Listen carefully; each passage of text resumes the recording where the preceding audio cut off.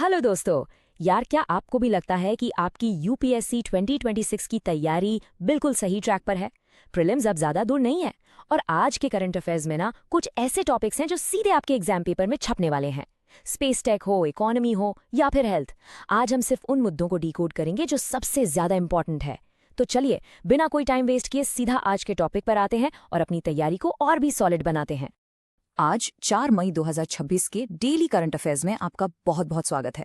देखिए, as a mentor मेरा बस एक ही गोल है, आपका टाइम बचना चाहिए और पूरा फोकस सिर्फ एग्जाम पर होना चाहिए। आज का हमारा ये सेशन बिल्कुल क्रिस्प और टू द पॉइंट रहने वाला है।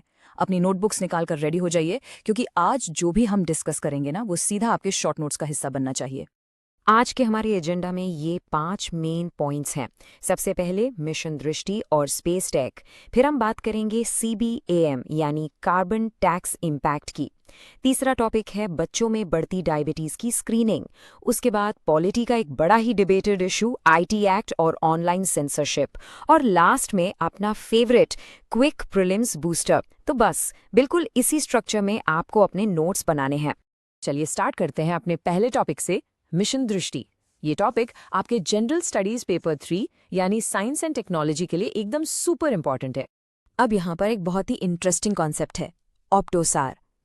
यार, ये दुनिया का पहला ऐसा सैटेलाइट है जो ऑप्टिकल कैमरा यानी विजिबल लाइट और सार मतलब सिंथेटिक अपर्चर रडार, इन दोनों को एक साथ कंबाइन कर रहा है। इसको ऐसे समझो, नॉर्मल कैमरे दिन के उजाले में तो एकदम साफ फोटो लेते हैं, लेकिन बादल आ जाए या मौसम खराब हो तो कुछ नहीं दिखता। यही एंट्री होती है रडार की, जो बादलों के पार भी देख सकता है। और ये सैटेलाइट इन दोनों टेक्नोलॉजी का एक साथ यूज करेगा। है ना कमाल की बात? तो न्यूज़ ये है कि बेंगलुरु के एक स्पेस स्टार्टअप गैलेक्स आई ने इस मिशन दृष्टि को लॉन्च किया है और इसके लिए उन्होंने इस्तेमाल किया है एलन मस्क के SpaceX Falcon 9 रॉकेट का। प्रीलिम्स के लिए ये नाम बिल्कुल रट लेना। इसका सबसे बड़ा बेनिफिट ये है कि हमें एक ही टाइम और एक ही लोकेशन का सिंक्रोनाइज्ड डेटा मिलेगा। मतलब एक तरफ एकदम क्लियर फोटो और दूसरी तरफ रडार का डेटा, दोनों एक ही पल में कैप्चर होंगे, जिससे डेटा में कोई गड़बड़ नहीं होगी। अब मेन सवाल ये है कि यूपीएससी ये क्यों पूछेगा। मेंस के पर्सपेक्टिव से देखिए, डिजास्टर मैनेजमेंट में ये एक गेम चेंजर है। बाढ़ या साइक्लोन की प्रिडिक्शन करना बहुत आसान हो जाएगा। एग्रीकल्चर में मॉनसून के टाइम जब आसमान में बादल होते हैं, तब भी हम आराम से फसलों की मॉनिटरिंग कर पाएंगे। और सबसे बड़ी बात, ये इंडिया के प्राइवेट स्पेस सेक्टर की एक बहुत बड़ी जीत है। गवर्नमेंट खुद इन स्पेस के थ्रू इसे प्रमोट कर रही है और स्पेस सेक्टर में अब 74 तक FDI अलाउड है। ये पॉइंट्स अपने मेंस के आंसर में जरूर हाईलाइट करना। चलो, अब एक क्विक टेस्ट। जल्दी से सवाल का जवाब सोचिए। दुनिया का पहला ऑप्टोसार सैटेलाइट दृष्टि किस स्टार्टअप ने लॉन्च किया है? दिमाग लगाओ थोड़ा। बिल्कुल सही। इसका सही जवाब है C, गैलेक्साई। याद रखना, एक्टिव रिकॉल ही एग्जाम क्लियर करने की सबसे अच्छी चाबी है। ओके, अब मूव करते हैं इकोनॉमी सेक्शन पर। इंटरनेशनल ट्रेड का ये ऐसा टॉपिक है जो आने वाले एग्जाम्स के लिए हाईली एक्सपेक्टेड है। GS पेपर 3 के लिए बहुत क्रूशल है ये। तो ये CBAM यानी कार्बन बॉर्डर एडजस्टमेंट मैकेनिज्म क्या भला है? बिल्कुल सिंपल वर्ड्स में समझते हैं।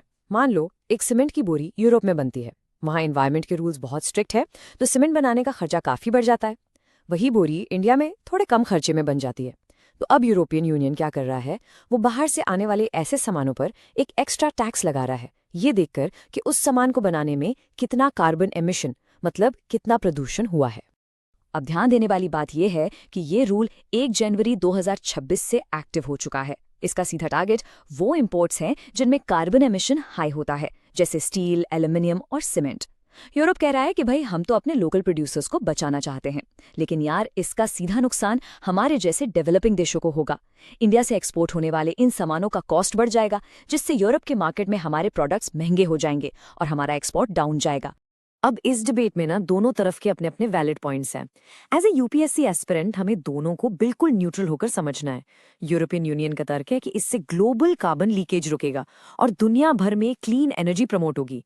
लेकिन इंडिया और बाकी डेवलपिंग देशों का कहना है कि यार ये तो बिल्कुल अनफेयर है, ये सीधे सीधे WTO के आर्टिकल 3 का वायलेशन है। और सबसे बड़ी शिकायत क्या है पता है? इस कार्बन टैक्स से मिलने वाला सारा पैसा यूरोप खुद अपने पास रख रहा है, उसे डेवलपिंग देशों को टेक्नोलॉजी सुधारने के लिए नहीं दे रहा। चलिए अब हम शिफ्ट करते हैं एक बहुत ही सीरियस हेल्थ और गवर्नेंस के मुद्दे पर, जो जीएस पेपर 2 का पार्ट है। इंडिया के बच्चों और युवाओं में डायबिटीज के केसेस रॉकेट की तरह बढ़ रहे हैं। सबसे पहले बेसिक्स क्लियर कर लेते हैं। टाइप 1 डायबिटीज आमतौर पर जेनेटिक होता है, जहां हमारी बॉडी का पैंक्रियास बिल्कुल भी इंसुलिन नहीं बनाता। लेकिन ये जो टाइप 2 डायबिटीज है ना, ये पूरी तरह से एक लाइफस्टाइल प्रॉब्लम है। इसमें इंसुलिन बनता तो है, लेकिन बॉडी उसे सही से यूटिलाइज नहीं कर पाती। और सबसे ज्यादा अलार्मिंग बात यह है कि जंक फूड और खराब लाइफस्टाइल की वजह से अब ये टाइप 2 डायबिटीज छोटे छोटे बच्चों और युवाओं में भी बहुत तेजी से फैल रहा है।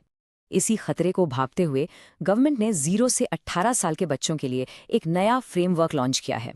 इसका पूरा फोकस यूनिवर्सल स्क्रीनिंग पर है। सच कहूं तो हम इस वक्त युवाओं के लिए एक टिकिंग टाइम बॉम्ब पर बैठे हैं। सरकार ने इसके सिम्टम्स को जल्दी पहचानने के लिए 4 T's का बड़ा ही सिंपल फॉर्मूला दिया है। टॉयलेट मतलब बार बार वॉशरूम जाना, थर्स्टी यानी बहुत ज्यादा प्यास लगना, टायर्ड मतलब हमेशा थका हुआ फील करना, और थिनर मतलब अचानक से वजन कम होना। इसका मेन गोल सिर्फ इलाज करना नहीं है, बल्कि प्रिवेंटिव केयर यानी बीमारी को होने से पहले ही रोकना है। अब अगर मेंस में आपसे इस पर सीधा सवाल आ जाए तो आंसर कैसे लिखेंगे?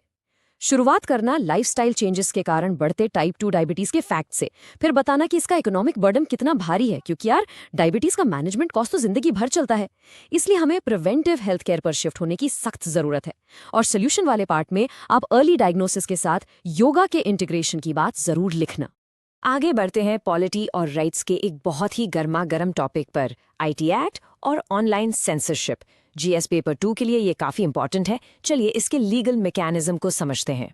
इसमें आपको मेनली 2 सेक्शंस के बीच का डिफरेंस बिल्कुल क्लियर रखना है। IT एक्ट का सेक्शन 69A गवर्नमेंट को पावर देता है कि वो नेशनल सिक्योरिटी या पब्लिक ऑर्डर के नाम पर कोई भी ऑनलाइन कंटेंट डिलीट करवा सकती है। वहीं दूसरी तरफ है सेक्शन 79 जो सोशल मीडिया प्लेटफॉर्म्स को सेफ हार्बर यानी एक तरह की लीगल प्रोटेक्शन देता है। मतलब अगर कोई यूजर कुछ गलत पोस्ट करता है तो सीधे तौर पर प्लेटफॉर्म की जिम्मेदारी नहीं होगी। तो अभी कंट्रोवर्सी क्या है? रीसेंट इशू ये है कि पॉलिटिकल कंटेंट धड़ाधड़ डिलीट करवाया जा रहा है। एक नया सहयोग पोर्टल आया है जिसने कंटेंट डिलीट करने की डेडलाइन को घटाकर सिर्फ 3 घंटे कर दिया है। अब डिबेट ये है कि इसका मिसयूज हमारे आर्टिकल 19 यानी फ्री स्पीच को वायलेट कर सकता है। मेंस में आंसर लिखते वक्त श्रेया सिंगल केस का जिक्र करना बिल्कुल मत भूलना, जहां सुप्रीम कोर्ट ने क्लियरली कहा था कि कंटेंट हटाने के लिए लिखित में कारण देना मस्ट है। अभी ट्रेंड ये भी देखा जा रहा है कि प्लेटफॉर्म्स पर सेक्शन 79 की सुरक्षा हटाने का डर दिखाकर उनसे नियम मनवाए जा रहे हैं। ऑलराइट, अब टाइम है हमारी सबसे एनर्जेटिक सेक्शन का, क्विक प्रीलिम्स बूस्टर। अपना फोकस एकदम बढ़ा लीजिए, क्योंकि अब हम बात करेंगे कुछ रैपिड फायर फैक्ट्स की जो प्रीलिम्स में सीधे सीधे पूछे जा सकते हैं। फटाफट नोट करते जाइए। इंडिया का 18th रेलवे जोन बनने जा रहा है साउथ कोस्ट रेलवे जोन, जिसका हेडक्वार्टर होगा विशाखापत्तनम। दूसरा फैक्ट, एनडीएमए ने सेल ब्रॉडकास्ट अलर्ट शुरू किए हैं। खास बात यह है कि इसके लिए इंटरनेट की बिल्कुल जरूरत नहीं है। तीसरा, इंश्योरेंस सेक्टर में अब FDI 100% कर दी गई है, लेकिन ध्यान रखना LIC में ये कैप अभी भी सिर्फ 20% ही है। और चौथा, MTP एक्ट के तहत इंडिया में अबॉर्शन अब 24 वीक्स तक पूरी तरह लीगल कर दिया गया है। एनवायरमेंट की न्यूज़ देखें तो कोलंबिया के हिप्पोज काफ़ी चर्चा में हैं। इन्हें पाब्लो एस्कोबार के कोकीन हिप्पोज भी कहते हैं। प्रॉब्लम यह है कि ये वहाँ की लोकल नदियों के लिए इन्वेसिव स्पीशीज बन गए हैं। तो इसका सोल्यूशन क्या निकाला है? इंडिया के वनतारा इनिशिएटिव ने इन्हें गुजरात में रिलोकेट करने का ऑफर दिया है। और लास्ट फैक्ट, प्रसार भारती के नए चेयरमैन अपॉइंट हुए हैं श्री प्रसून जोशी। तो यार ये था आज का हमारा पूरा एनालिसिस। हमेशा याद रखना, यूपीएससी क्रैक करने का सीक्रेट सिर्फ बहुत सारा पढ़ना नहीं है, बल्कि डेली रिवीजन करना है। क्या आप तैयार हैं आज के एमसीक्यू का आंसर कमेंट्स में देने के लिए? देखते हैं कितनों का सही होता है। इस सेशन का PDF आपको डिस्क्रिप्शन बॉक्स में मिल जाएगा, उसे डाउनलोड करो और अच्छे से रिवाइज करो। सब्सक्राइब जरूर कर लेना ताकि डेली करंट अफेयर्स मिस ना हो। कल फिर मिलेंगे, तब तक keep hustling and keep learning.